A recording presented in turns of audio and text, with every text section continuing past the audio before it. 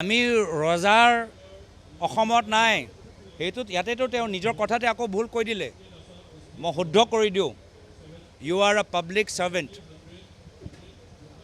U R আ আপুনি ৰাইজৰ এজন সেৱক ৰাইজৰ ৰজা নহয় ইয়াতে আপোনাৰ ভুল হৈছে আপুনি ৰাইজৰ ৰজা নিজকে ভাবিছে আমাক প্ৰজা জনসাধাৰণক প্ৰজা ভাবিছে ইয়াতে আপোনাৰ ভুল হৈছে ৰাইজক যিদিনা ৰাইজক ৰজা পাতিব সেইদিনা আপোনাৰ কামখিনি শুদ্ধ হ'ব এয়া হ'ল পাৰ্থক্য তেখেতৰ আমাৰ মাজত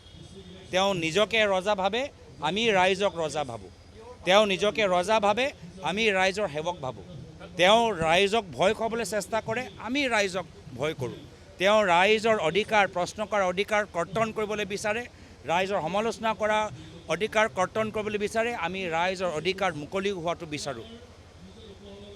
তেওঁ ৰাইজৰ কণ্ঠ ৰুদ্ধ কৰিবলৈ বিচাৰে আমি ৰাইজৰ কণ্ঠ স্বাধীন হোৱাটো বিচাৰোঁ তেওঁ নিজৰ ভুলটো লুকাবলৈ বিচাৰে আমাৰ ভুল হ'লেও ৰাইজৰ প্ৰশ্ন কৰা সেই অধিকাৰটো আমি ৰাইজক দিবলৈ বিচাৰোঁ ইয়াতেই ভুল হৈছে